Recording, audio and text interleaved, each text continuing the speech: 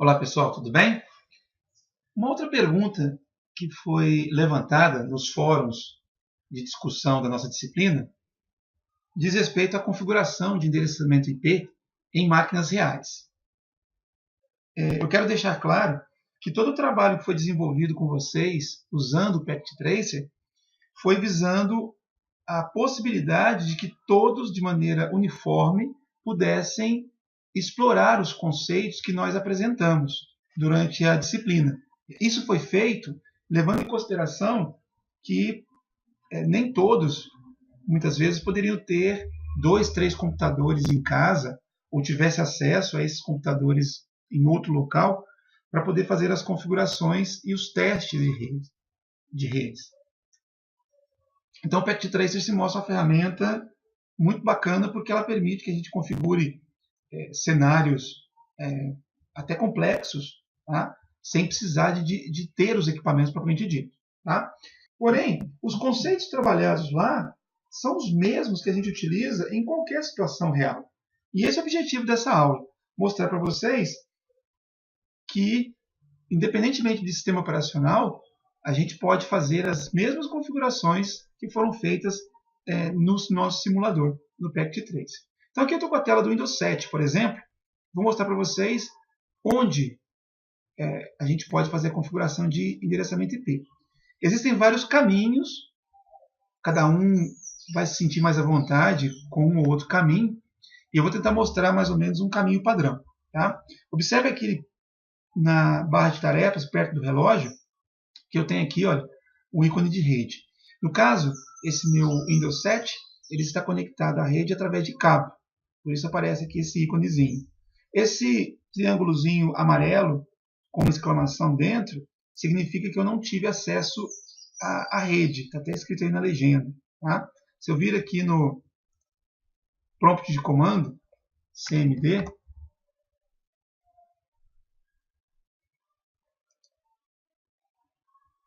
e digitar o comando ipconfig, vocês perceberão, olha aqui, ó, endereço IPv4 de configuração automática. Ou seja, esse meu computador, como acontece com a maioria dos computadores, ele já veio com a instalação do Windows pré-configurada para poder obter endereço IP automaticamente. Ou seja, ele veio preparado para poder se comunicar com o servidor de DHCP de uma rede. Como na minha rede não existe um servidor de DHCP, então o endereço IP que foi gerado automaticamente foi aquele endereço que nós falamos em aulas passadas, chamado endereço APIPA. Olha aqui o prefixo dele, 169.254. Tá? O restante aqui, o 9.176, foi gerado automaticamente pelo meu dispositivo. Tá? Ou seja, para poder mostrar que isso está de acordo com a teoria que nós apresentamos e com as simulações também realizadas no Packet Tracer. Para poder obter um endereço IP válido, eu precisaria de ter um servidor DHCP na minha rede ou fazer a configuração manual, estática. Para poder fazer isso, eu volto aqui no ícone de conexão de rede do meu Windows, clico com o botão direito e escolho a opção Abrir a central de rede e compartilhamento. Quando eu faço isso, essa tela é aberta. Eu venho aqui na opção Alterar as configurações do adaptador, o adaptador de rede, a placa de rede. Ok? Aparecerá uma outra janela com todas as conexões de rede disponíveis na minha máquina. No caso aqui eu só tenho uma. Tá? Se por acaso eu estiver fazendo isso no notebook, provavelmente vai aparecer uma conexão local cabeada. Tem até o íconezinho aqui no cabo de rede. E ao lado aqui uma conexão sem fio. Depois eu mostro no meu computador com o Windows 10. Dou um duplo clique. Ele mostra então esse status de conexão local. Se eu clicar no botão detalhes, ele vai me mostrar o mesmo que o ipconfig mostrou. Olha aqui, o endereço IP obtido por configuração automática, a pipa. Ok? Vou fechar. E para alterar então essas configurações, eu venho aqui em propriedades, escolho aqui o protocolo, a versão adequada do protocolo IP, no meu caso aqui IPv4, propriedades, seleciono, clico em propriedades, e é isso que ele vai mostrar a tela de configuração de endereçamento IP. Observem que o padrão, como eu tinha dito, é obter o endereço IP automaticamente, ou seja, essa minha máquina está configurada para se comunicar com o servidor de DHCP, que como não existe na minha rede, ela então não está recebendo endereço IP automático. No Windows 10, observe que o caminho é semelhante. Eu tenho aqui perto do relógio o ícone de conexão de rede, no caso, uma conexão sem fio. Clico no botão direito e eis que surge um menu semelhante àquele do Windows 7, abrir configurações de rede e internet. A tela de configuração é que vai variar um pouquinho no seu layout, mas as informações que nós devemos procurar são as mesmas.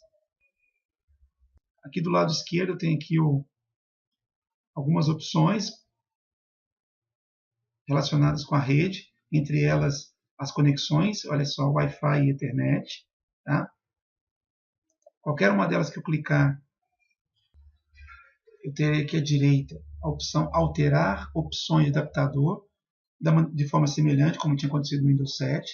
Clicando aqui, surgirá uma janela muito parecida com aquela exibida pelo Windows 7. Olha aí, no meu caso aqui eu tenho 3 conexões de redes, diferente daquela instalação do Windows 7 que eu mostrei para vocês. Ao clicar aqui na opção apropriada, então é importante também vocês terem em mente o seguinte, eu posso ter configurações distintas para cada adaptador de rede que eu tenha no meu computador. Então, se eu quiser, por exemplo, que um receba IP automático e o outro receba IP estaticamente, eu posso fazer isso de forma separada, seguindo o mesmo roteiro, né? Bastando escolher o adaptador adequado. Então, eu escolhi aqui o Wi-Fi, estou aqui status Wi-Fi, aqui os detalhes, eu já tenho endereços IP recebido, porque eu tenho a conexão dinâmica aqui. Tá? Vamos fechar. Olha aqui, propriedades. Olha aí. Observe que a janela é quase igual à outra. Vou escolher aqui IPv4, propriedades. A janela de configuração está da mesma forma. Então, observe que, como eu tinha pré-configurado para obter endereço IP automaticamente, e neste caso eu tenho um servidor de DHCP na minha rede, o endereço foi devidamente atribuído. Se eu quiser fazer a modificação, da mesma forma, eu clico aqui em usar o seguinte endereço IP, coloco o endereço IP, por exemplo, 9268.1.199, a máscara de subrede padrão. Vou utilizar o gateway 9268.1.1 e vou colocar aqui o DNS, o da Google, por exemplo, 8.8.8.8. Dar OK. Fechar. Detalhes. Observe que ele está agora utilizando o IP que eu acabei de configurar, com todas as configurações definidas. Para poder voltar à configuração anterior, eu volto lá em propriedades. Mesmo caminho, tá, pessoal? IPv4 e troco aqui para obter endereço IP automaticamente. Uma coisa interessante de chamar a atenção é que, diferente do Packet Tracer, eu posso configurar a minha máquina Windows, tanto o Windows 10 quanto o Windows 7 e as outras versões também, para obter endereço IP automaticamente, porém eu posso fazer a minha configuração manual de servidor de DNS. Então, dessa forma como está essa tela, eu solicitaria a um servidor DHCP as informações endereço IP, máscara de subrede, gateway padrão, mas configuraria manualmente os servidores de DNS, tanto preferencial quanto alternativo. Né? A ideia aqui é que, preferencialmente, eu vou usar esse endereço de DNS, este servidor de DNS, porém, caso ele esteja inoperante ou esteja falhando, a minha máquina iria utilizar o servidor alternativo que eu cadastraria aqui. Tá? Então, eu posso fazer a configuração para obter endereço IP automaticamente, associada com a configuração manual estática de DNS. Ou então, eu posso fazer com que tudo seja obtido automaticamente. Fechar.